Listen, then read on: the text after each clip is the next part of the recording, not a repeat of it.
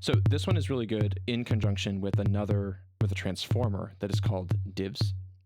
So these two kind of go together. They really are inspired by this Nest Up project by Sam and Alex, and divs is like their concept of a subdivision.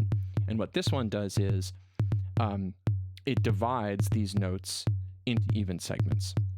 So right now we just have one slider, which means that we're going to divide all of these by however many this slider says. So now we've divided them all into two. Or I could divide them all by a lot. And I could also, using a very similar kind of function generator here, as we saw on phase pattern, vary the pitch or the velocity. In the case of the drum kit, the pitch one doesn't sound so great, but you can totally hear the effect of the velocity. What we can also do is increase the number of sliders, and what we're going to basically do is, starting from the original clip. So if I use Command Z a bunch here, and I want to go back to the tom, there we go. We're just counting out. So we have 4, so we go 1, 2, 3, 4, 1, 2. So this one and this one are the ones that were divided.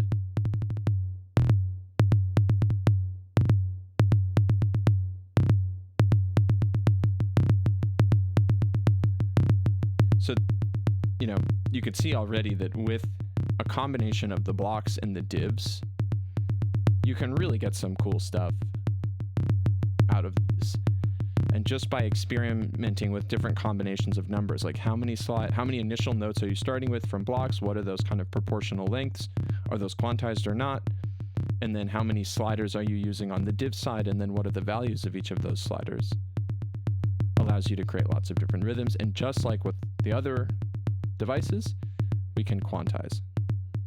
And sometimes that will mean that you don't actually get the number of notes that you thought you would or that you asked for with these sliders.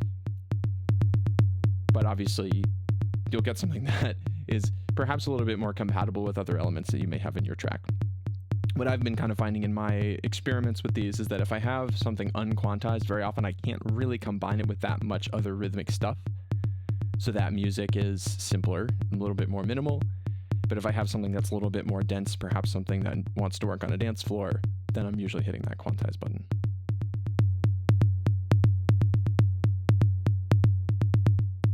And you can see that all the same controls that we had on the other one, phase pattern, exist for these kind of little function generators.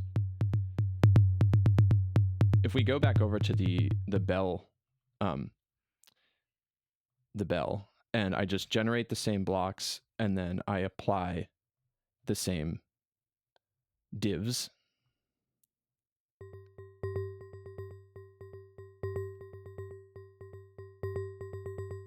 And then I do a little pitch stuff.